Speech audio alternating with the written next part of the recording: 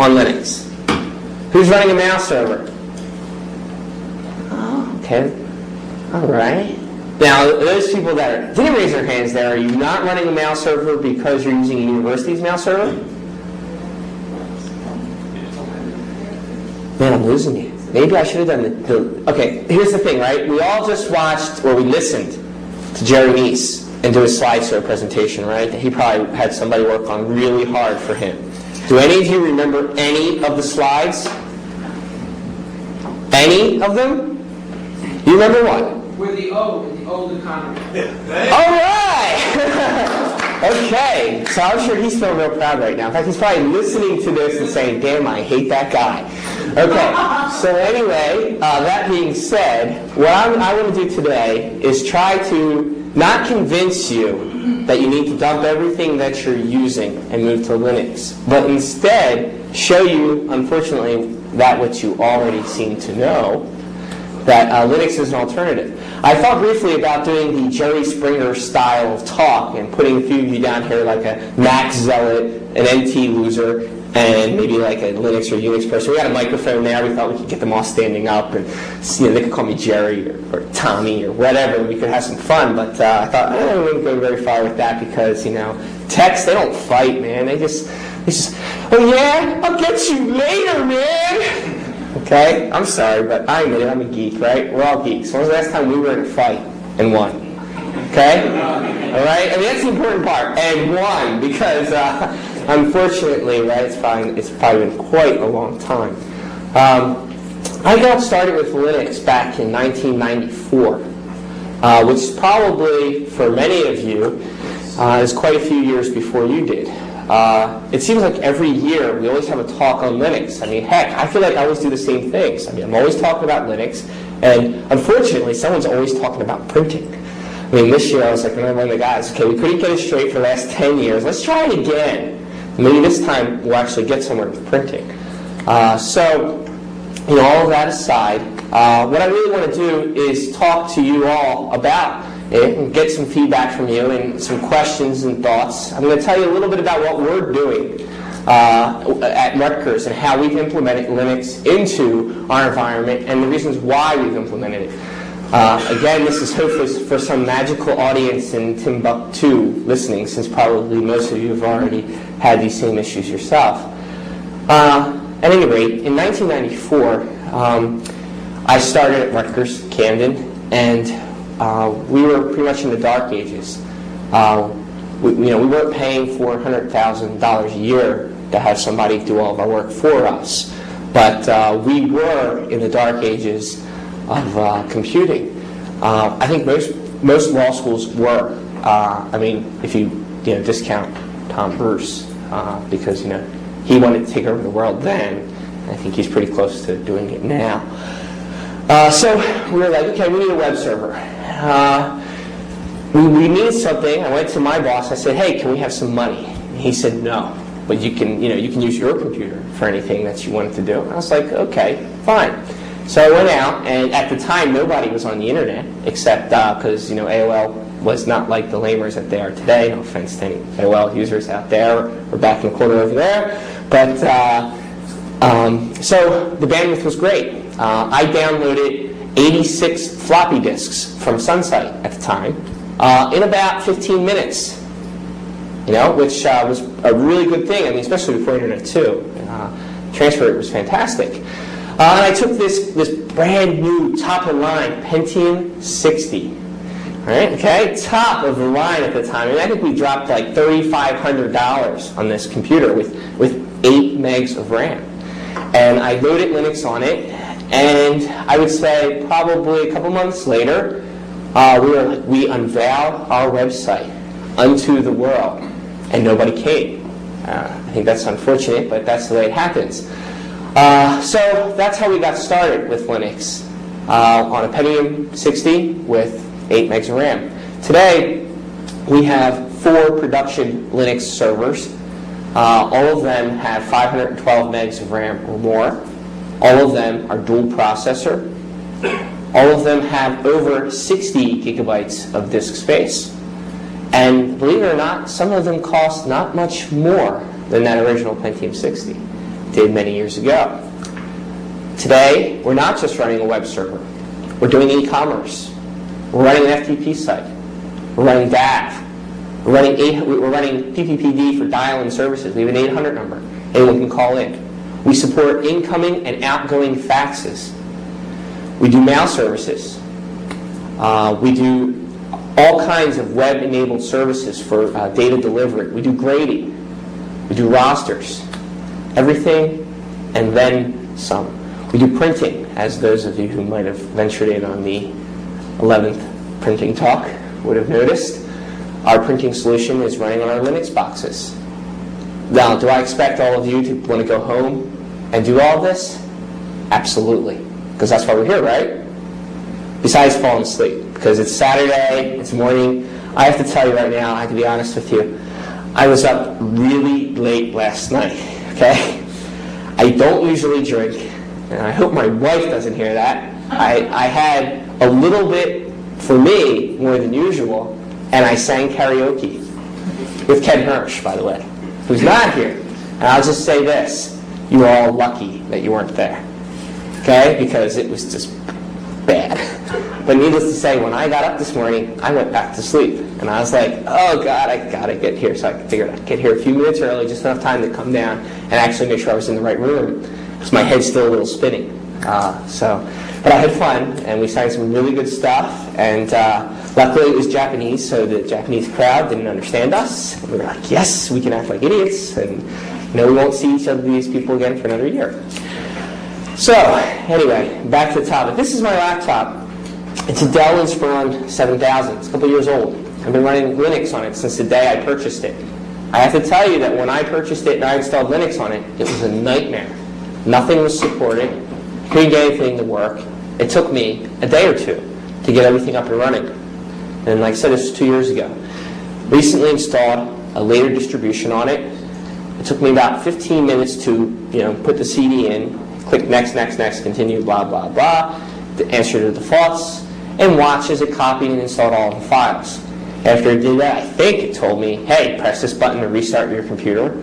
Click the button, the computer restarted. I logged in, the display was working, the sound was working, the networking was working, everything was good. I think it's come a long way in a short time. For those of you that think 2 years is a long time to get something right, let's think about Microsoft. Okay? All right? They're still at it. And I think most people have come to the revelation that it's not the greatest thing, but yet we all still run it. That's because of applications. Applications are very important. A lot of people think that in order for Linux to survive, it has to survive on the desktop. Well, I think that anyone who steps back and looks at technology should realize that technology is not here in our laptop computers. It's not in our little flat screens that somebody has a lot of money and they buy and they put in every room. It makes me really jealous. Okay? This touch screen probably costs more than my laptop. But that's not what technology is about. Technology, to me, is about enhancing capabilities. It's about enhancing knowledge. I think that Linux is really primed for that because technology as we know it, I hope, who knows with the .o, right, whatever, the O dot, OCOM, whatever, is going the way of the downside because people, in order for the next change to come in computing, I think we got to ditch the keyboard. I think we have to ditch the mouse. And we have to move to the next level. All of this technology is fantastic, but has it made teaching any better? Right? Come on now. I'm not knocking. I wish I had this stuff just because it's cool. Right? This is cool stuff. But has it really made a difference? There's this great debate about back and forth. So how does Linux come into that? Well, I think that you're always going to need servers. Right? I mean, is there anyone here who thinks you're not always going to need servers? Okay? You're always going to need something to store the data and push it to the consumer, the end user. Whether it be via today's interface, a laptop computer, a desktop computer, a very poorly done interface known as a PDA, or a cell phone that you have to take 7 hours to compose a message. When technology hits the point when computers go away, and Jean-Luc Picard is proud because people can say, computer, hey, do this, do that, whatever. Then you're going to get into a different era of computing. And I think the same analogy can be made to automobiles. How many of you are aware that GM just invested a boatload of money in alternative fuel cell research? Okay. I read that one last time. I was like, hey, that's cool, right? So you think about it and say, GM, are they putting their all their eggs in one basket? Or are they like Microsoft and just taking everyone's baskets, putting them saying, hey, I want your basket. We're not happy being computing. We want to move into gaming. We're not happy with cell phones. We want to control cell phones.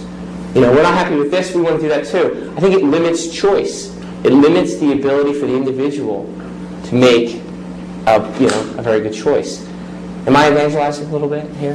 Am I making my point? All right.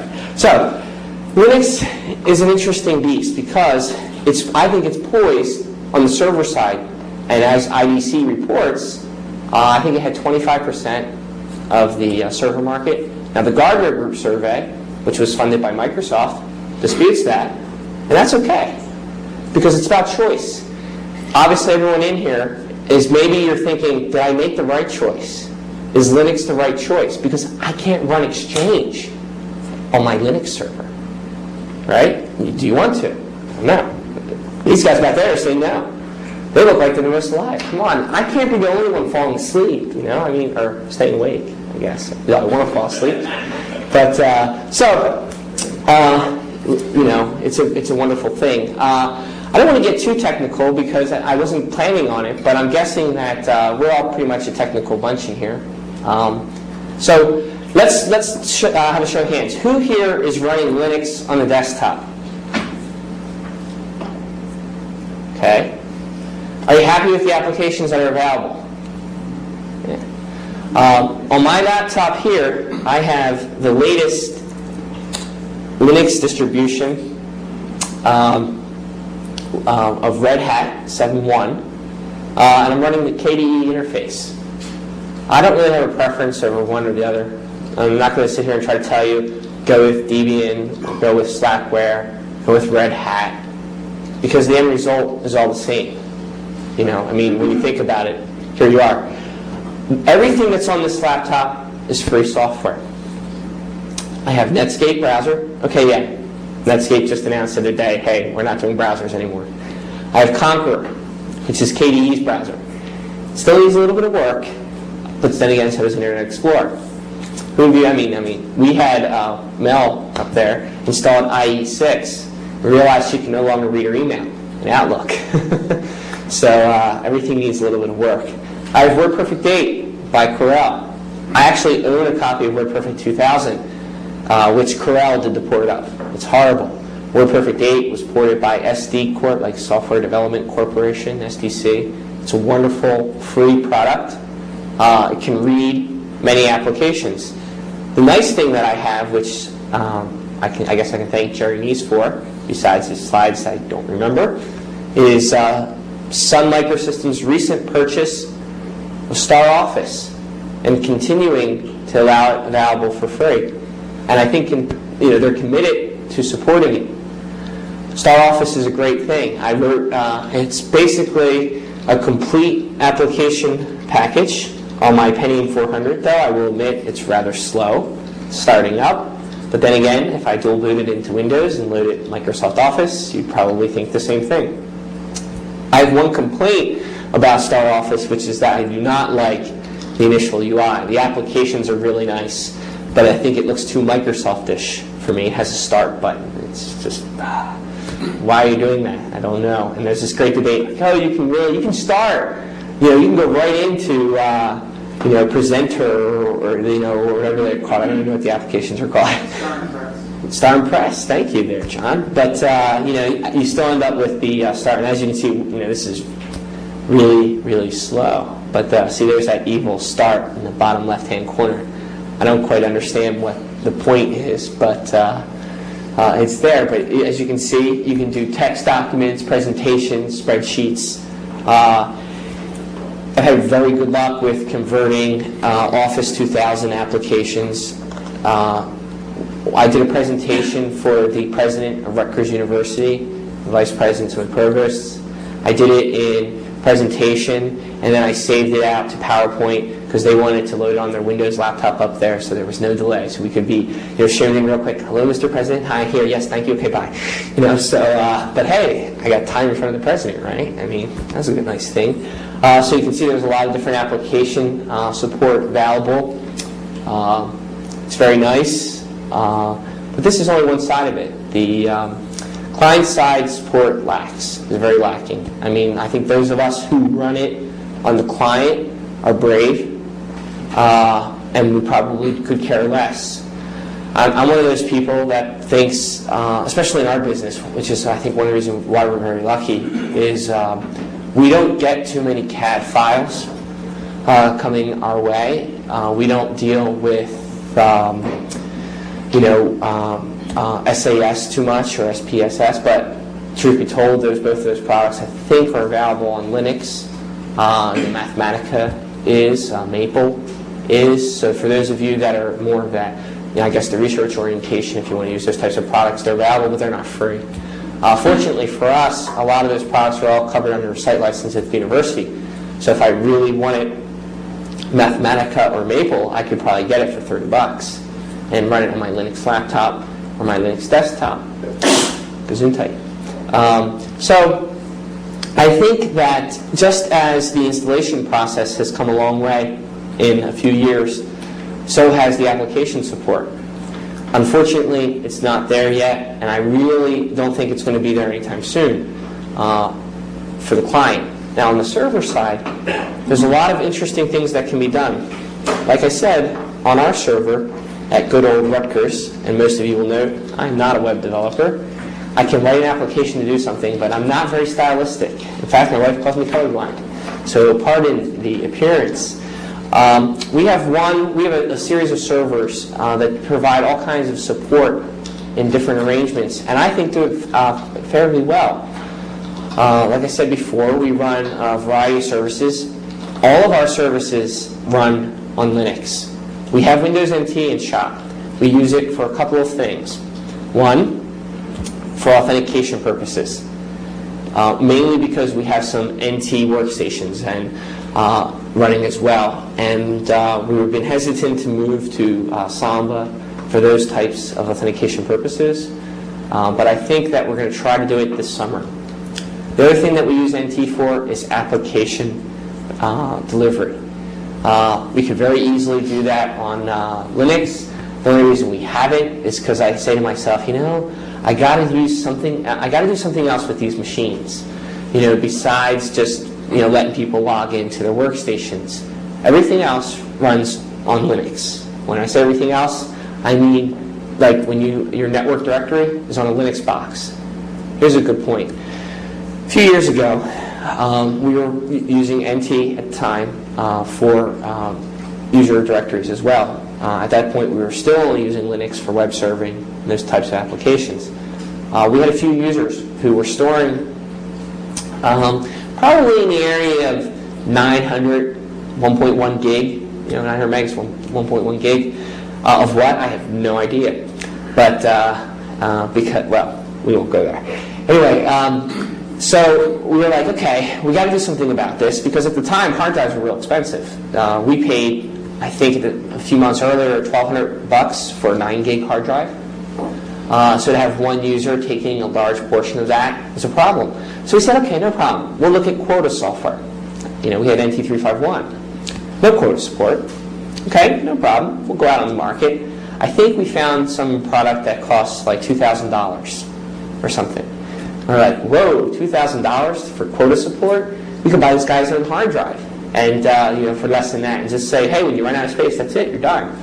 But at the time, Samba was getting very popular, very stable, and had quota support. So we made a decision that it was time to forget NT in that matter and move over to Samba. And some people said, not myself, not people in my department, but the main computing services said, you sure you want to do that? Don't you want to go with Novell? It's like, yeah, what would that cost me? $10,000? I don't want to go that way. Or don't you want to stick around? NT4 will have quota support. That's what we're hearing from Microsoft. You can get it with NT4. It's like, okay, no. So we went with We went with Samba, and we stuck with it since then, and it's been extremely reliable and has allowed us to do all kinds of really interesting things. We've developed applications with our website, such as our course webpage application, which interacts with people's directories and does real-time file conversion for web page. So the benefit is that a professor who wants to do a web page in our building doesn't have to do anything more than save the file in a special directory on their network drive. Once they do that, the system automatically finds it, builds it like an array for files called a certain name, and when the person clicks on it, it does a dynamic conversion. The benefit of that was, instead of having maybe 2 or 3 professors who are interested in doing electronic web pages, we might have 90 courses in a given semester, and we might have summertime, so obviously it's not the best time to make a point of it.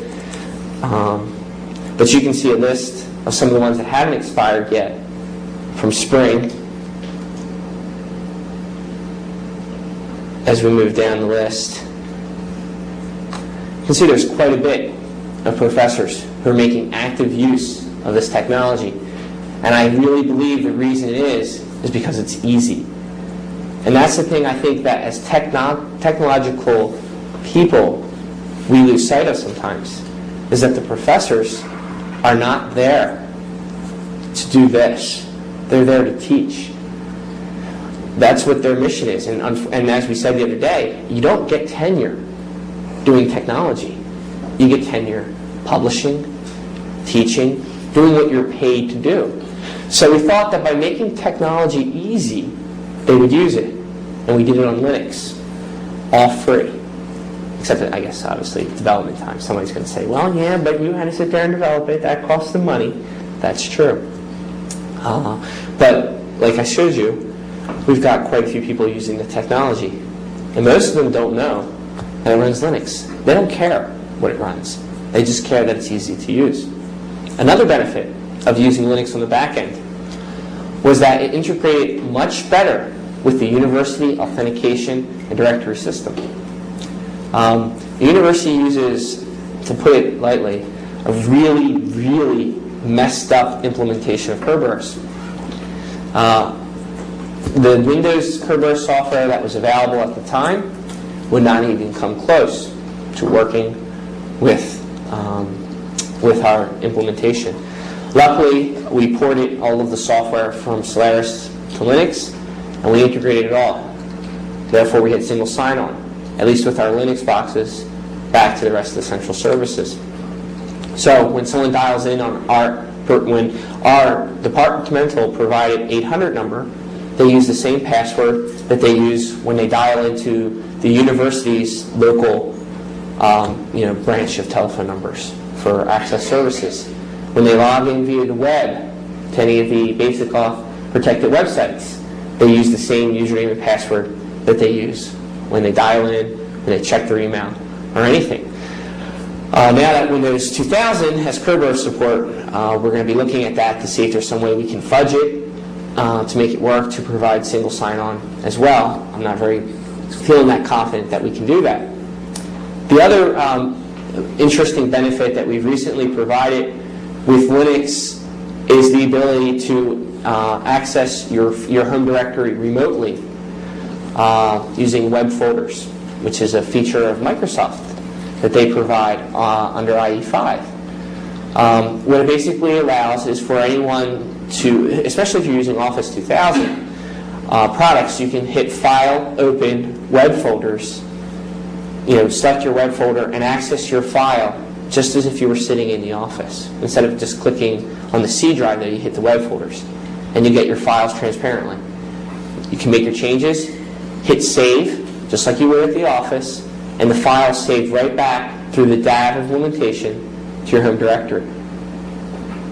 Needless to say, the faculty members love that. It gives them access to all their files from a remote location. And it's all secure because it runs over 128-bit HTTPS, SSL. So, it was a big boon there to offer that service. Some of the other things that we provide, again, all for free, is a student directory. We allow the professors to, and students as well, to see photos of the students in their courses. So if you were to take, for instance, for the semester, this semester, in the course Advanced Brief Writing, you could hit the button and get pictures of the people that we have pictures for. In the class, again, all runs on Linux. Now you might be saying, geez, I could do the same thing with NT, and David back there is going to show you applications that you could use to do this. But I think what's important to note is that from when we take the pictures, in the very beginning, we take all these pictures ourselves. From the time they show up on the website, Linux does it all, from point of capture to point of presentation on the web. Linux puts the names on every picture, automatically adds it, so that when they print it out and they want to use it for a seating chart, they don't have to worry about getting the students' names and everything. It's all included. It just adds it right on the bottom.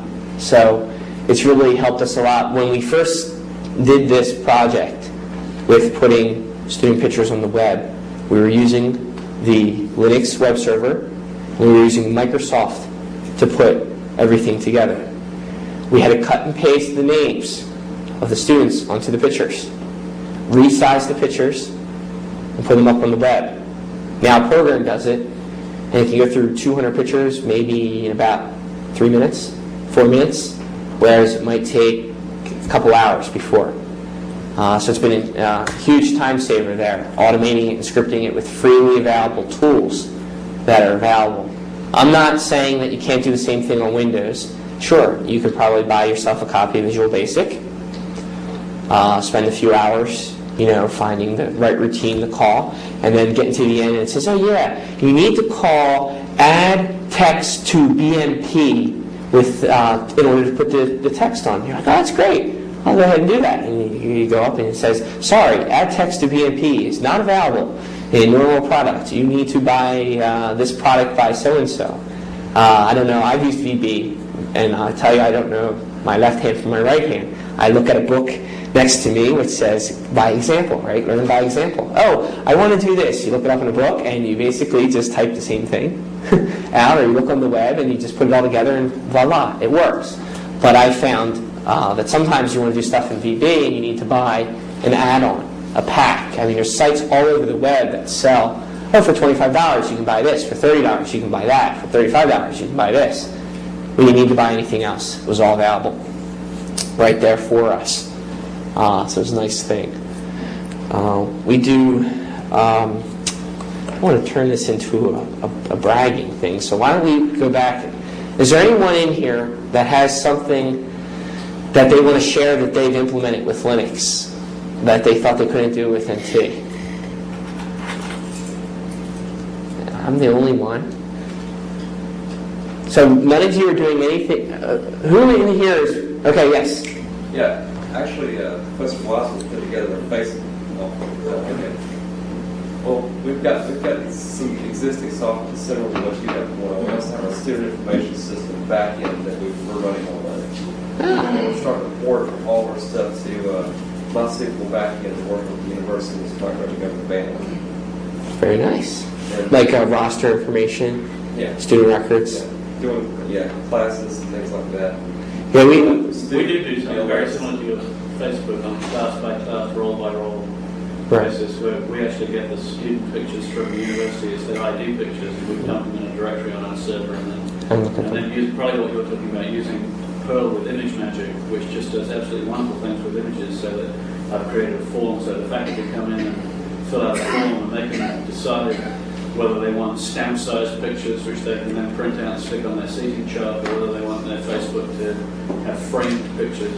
Right. Yeah. It's all done with a couple of lines of code from ImageMagick. Exactly. Yeah. So, basically the same thing. We have the same type of thing. We're using that to get to the end result, which is data. We looked at using the pictures, too, from our student directory, and we said, hey, could you give us a dump of all of the pictures of our students? Oh, well, it's not a question of fighting. It's just a question of them being like, well, if you tell us the date and time, that every one of your students came to get their pictures taken, we can give you their pictures. We're like, what? Oh, the files are stored with a date and time name. So when a student comes back, I'm like, so what do you do when a student comes back? Well, if they have any idea of when they were here, we look up their picture. Otherwise, we just take it again. And I was like, so what you're basically saying is you just take them again. They're like, yes. So we were like, okay. Filled by Social Security.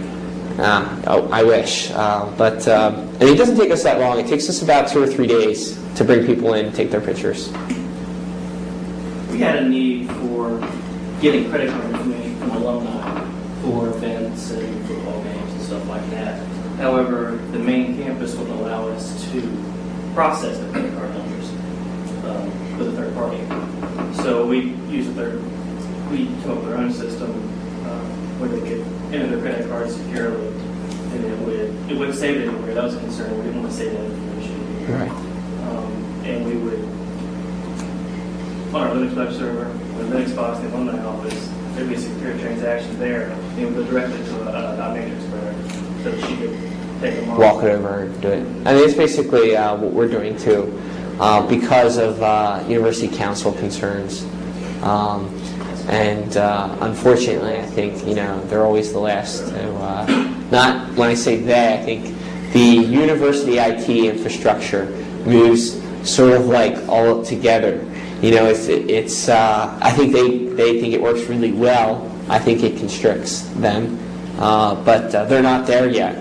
And I think until they're there and they're willing to do those types of things, they're not going to let anyone else going to do it. And what I mean by that is I think they probably exert pressure over university council, which is who ultimately you should be clearing those types of things with, since you pose an extreme liability on yourself before you do anything like that. Anyone in here have something they've been trying to do or something they want to do, and they've tried it on Windows, they haven't been able to do it? Is anyone willing to admit that they failed trying to do something? Yeah, as David looks up over there, he's like, "Are you talking about me over here? Is there what's going on?" Because it's either that or I go back to being an evangelist again for a few more minutes, which I'm sure you all want to hear. Okay, so anyway, Brian, who looks like he's falling asleep in the front there, is wondering, can I sneak out in the front without being seen?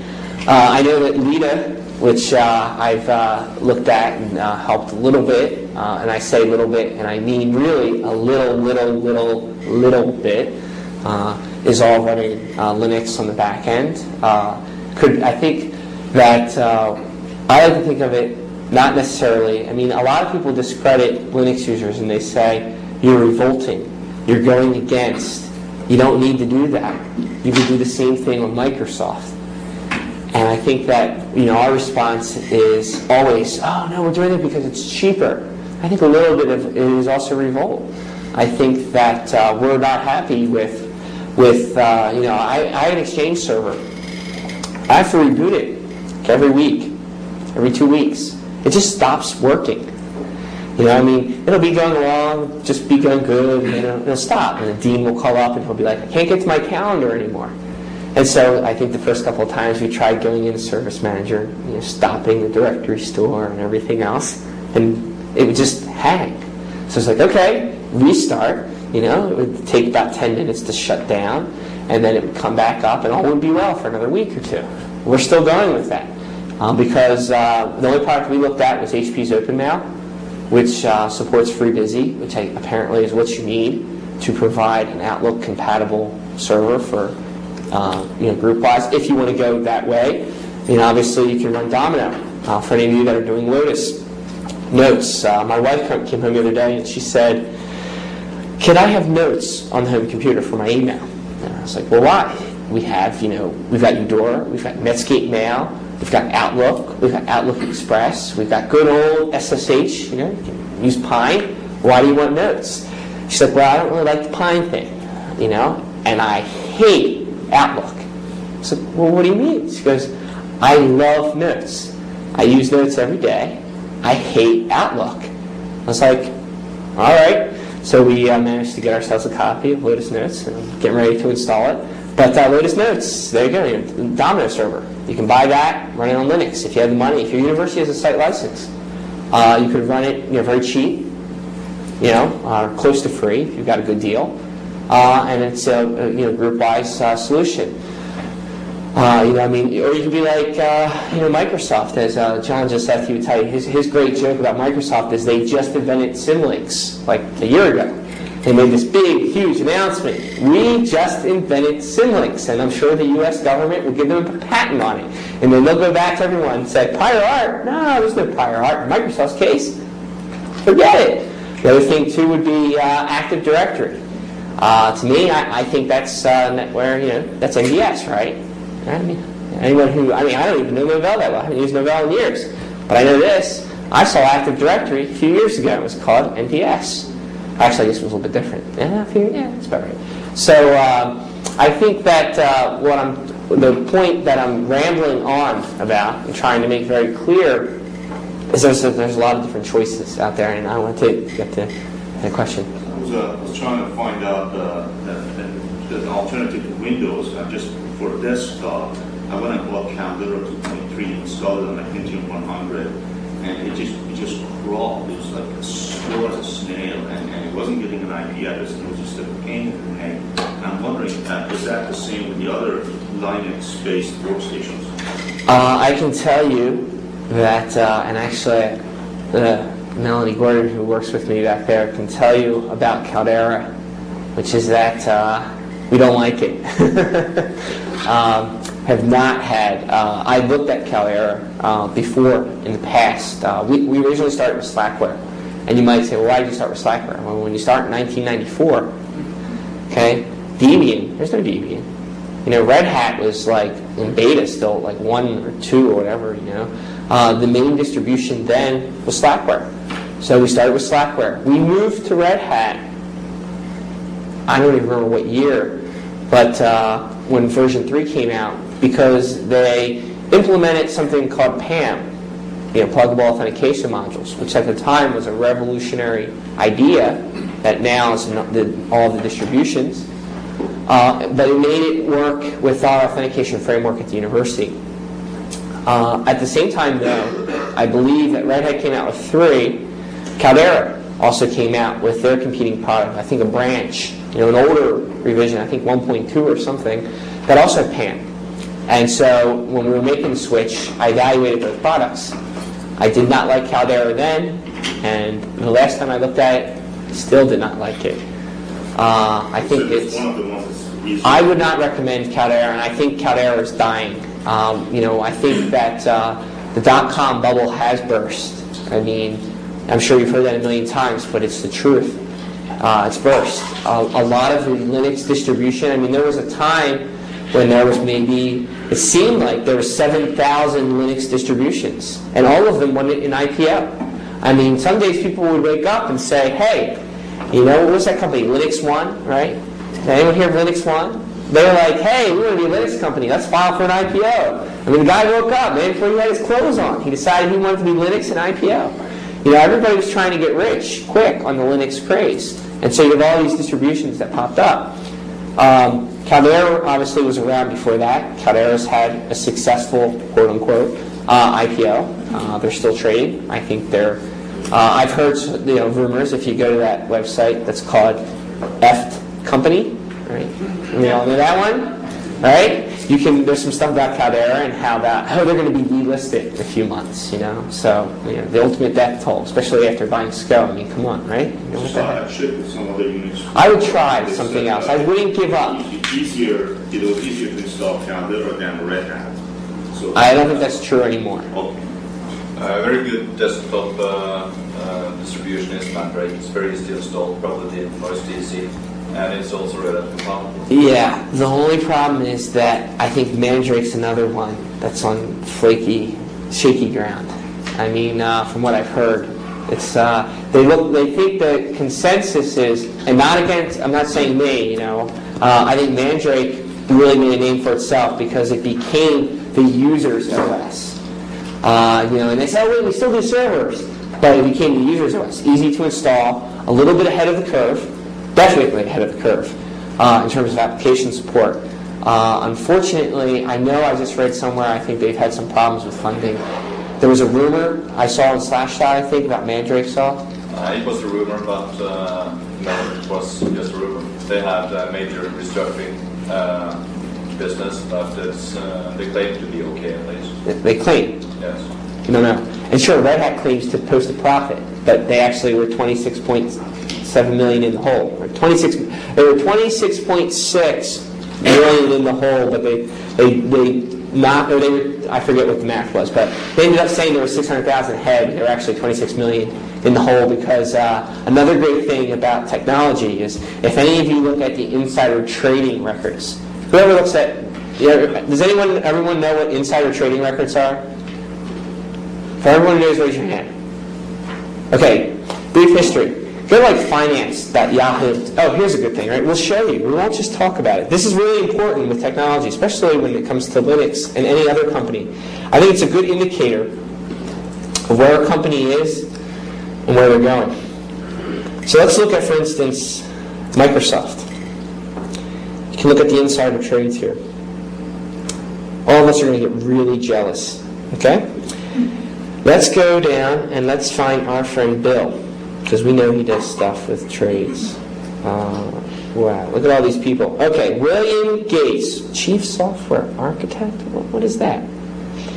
These are Bill's recent trades. On April 30th, he sold 1 million shares and pocketed $68 million. $68 million. A lot of money. Unfortunately, as much as I would say, hey, I'm using Red Hat, I'm not using Red Hat. If you look at his net worth, what's that? Oh, $49 billion. Okay? So this $68 million to him, that's chump change. You know? He probably gave that away to someone. Look at this one underneath. $300 million. 3 days before he sold 4 million shares and pocketed $300 million. What's really interesting is that these are all types of transactions, buys and sells. You'll notice Bill's not buying stock. Bill's selling. Look at that. I'm jealous. Damn, I'm jealous.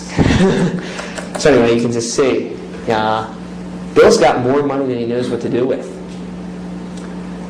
Case in point, though, is with Red Hat and a lot of the other companies. Part of the reason that they're being investigated by the SEC, other companies, and this is sort of a downside, is that right after they all got rich, they all started selling their stock. A lot of them cashed out. Mark Ewing left the company. He cashed out for a few $100 million and said, see ya. So it makes you wonder, is the heart there? Were they there for the money? Debian is a good case in point, I think, because I think they've still got, the drive there. They were trying to do what they originally believed in. Any other questions? Any of you shocked by this? Huh? Yeah, a few dollars? All right. Well, I have to actually think about what I'm going to say next time, and hopefully some of you will come back. We're actually going to do more technical stuff. I'm going to show you some things, get a little bit more into it. This has sort of been more of the let me waste 45 minutes of your time. Enlighten 45 minutes of your time and make you think a little bit differently about this.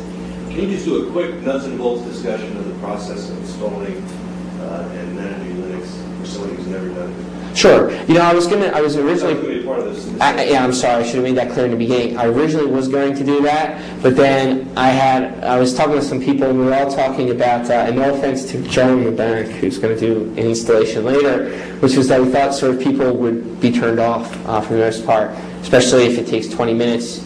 What are you going to? I guess I could have had it running in the background, but installation now is very simple.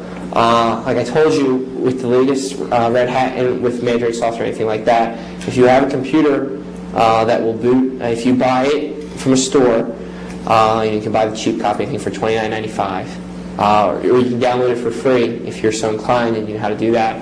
can download the ISO images and burn them right to CD. Basically, all I did was configure my computer to boot from CD-ROM. Pop the CD in, turn it on, accept the defaults. It'll ask you at one point for the root password and for if you want to create other user accounts. It's right in the dialog box. You can create a regular, and I think they say, we recommend you create a regular user account.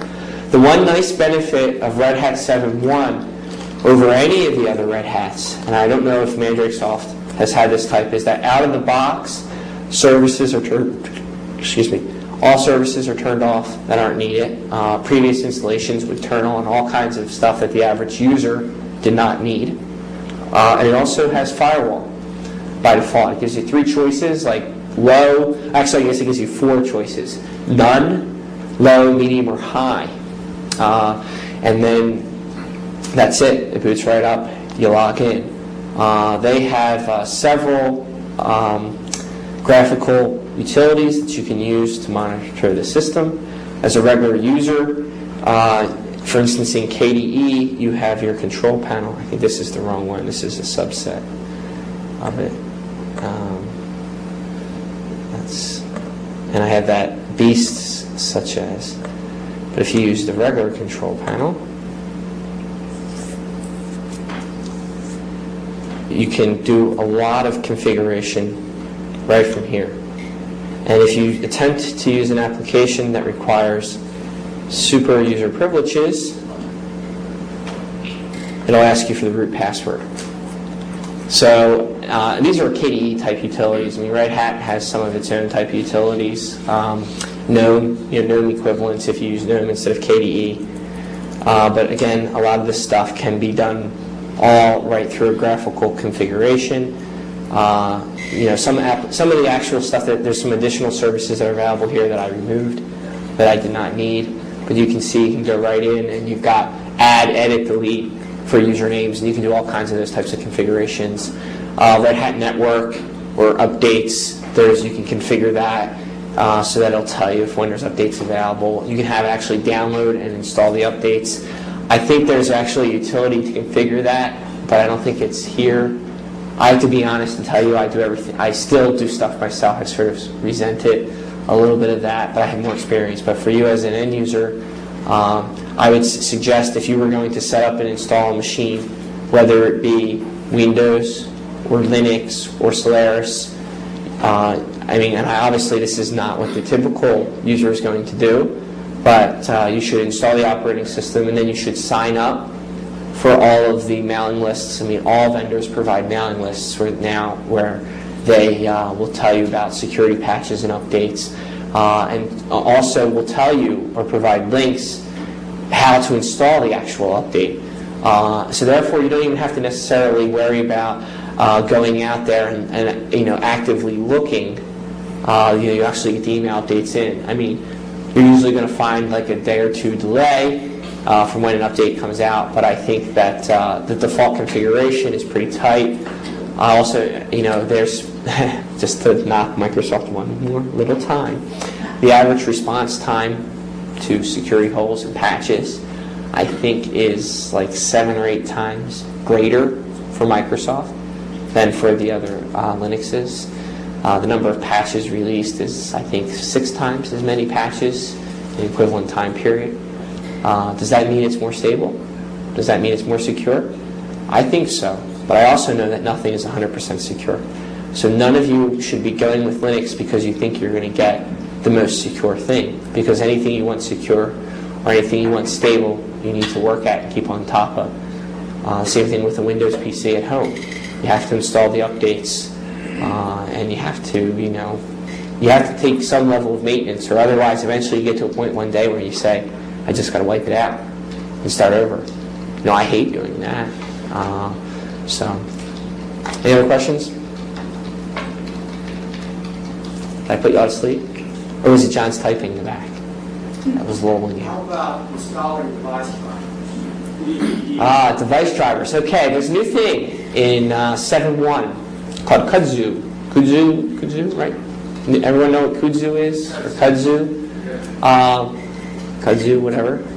It's actually, when the machine boots, it looks for new hardware devices and configures them.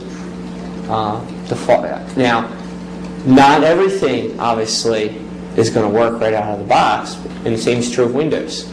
I think that, especially in newer computers, any PCI peripherals that you were to put in the machine, if you're going to put a new device in, certain USB devices, obviously not, the USB support is not tremendous out there, but it's getting better every day. Every kernel release that comes out, we're supporting more and more devices. The downside is that, unfortunately, for the average user, and this is, again, a downside, is I think in the average user's case, whereas with a computer that you buy with Windows, you plug in your USB device, and they might give you a floppy disk, you stick in the drive, and you click a button, and it works. It's not that easy on Linux. I would recommend that if you were actually going to consider this, let me just tell you what, I have a desktop. I've got a Soundmaster Live card. I've got an SDVR09 SanDisk Smart Media USB card reader. I've got a little quick cam hooked up to it. I've got a scanner, a SCSI scanner on a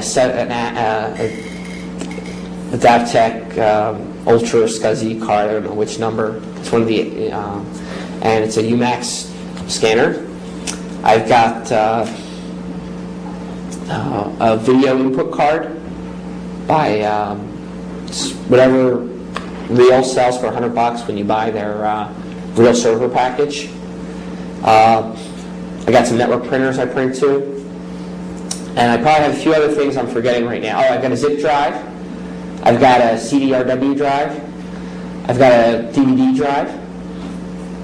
I've got Red Hat 7.1. The only thing that I can't use to its fullest potential is I can't play DVDs very good. Everything else works. Out of the box, default install, 0 problems. So, what did I do? I made sure, just as Microsoft recommends, when I purchased everything, that it was supported. The web's a great thing. I typed in this type of thing, looked it up, said, hey, it'll work with this, no problem. So, Is there a good site for this whole? Most of the vendors. For which there are. Red Hat has a... Yeah, most of the vendors like Red Hat would have a hardware compatibility list. Yeah. I'll tell you though that I think even Red Hat's hardware compatibility list is behind. So if you have a certain device, you should look on the hardware compatibility list, and then you should also just do a regular search, because what you'll find sometimes is that your product will work for you. Like my USB smart media reader worked for me out of the box. It was pretty good. Is there any security software that you install into the Linux server? Again, 7.1 has a firewall by default out of the box, has tripwire. It doesn't configure tripwire. It doesn't even really tell you about it. You have to look for it, but it's there. You can type like 2 commands, have it up and running. There are lots. There was quite a few. There are still some products you can buy, value add-ons. You can buy Trend Micro will sell you antivirus software for the like a web gateway, for SMTP gateway, and obviously for command line scanning. The university has a site license for McAfee. They only provide a command line utility, so we have a cron job that runs every once in a while to do a virus scan of our file system, especially because that's where user home directories are. Since they live on our Linux box, we periodically scan. We don't do demand scanning, though, like you can get with if you're running NT server. But all of our client computers have antivirus software on them that we provide. Obviously, and there's other people's client computers they're using that do not have antivirus. So we do, like I said, we do periodic scanning of the file system to look for that. And there are products. Some of them have, one of them I think called Firestorm, I read or something, recently decided to discontinue support for Linux because they weren't selling it, obviously. So either the Linux people that were using Linux were like, we don't need this, or they didn't go about that. There's IP masquerading stuff like that. Linux is not, we're trying to promote use on the desktop. Server use is very strong, and so is like routing usage. If you want to do, like, if you have a little 386, you can load Linux on it and make it a firewall and a router for X number of clients on the other side. But now I think with the proliferation of the cheap cable DSL routers that Linksys, Netgear, so on and so on make available, I bought one of them. It's got wireless, on it too, so I can use my Linux laptop with my 802.11 card anywhere in my house, in my yard, and use the wireless network.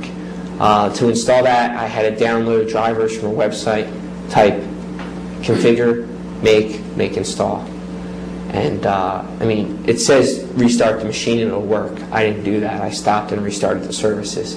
But in the Windows world, people are used to restarting the machine. So for the average user, it's okay.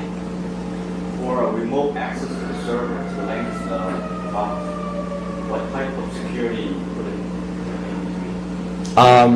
Well, we provide 800 dial-in services on our Linux box.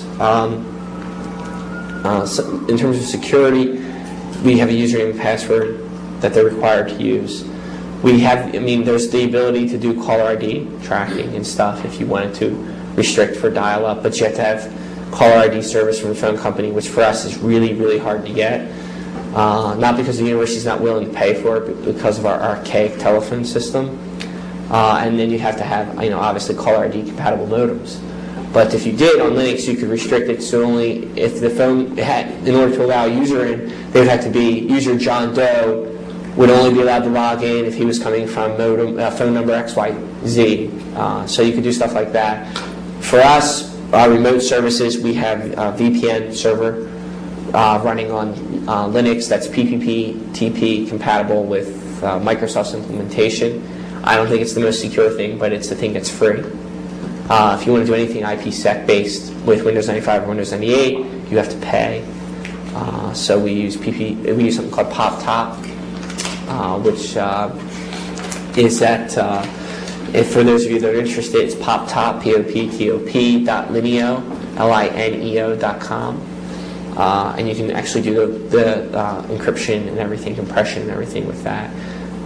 It's not out of the box, you don't get that, but if you have a little bit of knowledge, you're willing to spend a day or two futzing with it, it'll work. We use it, our dean wants to sync his Palm Pilot at his house with our Exchange server at work.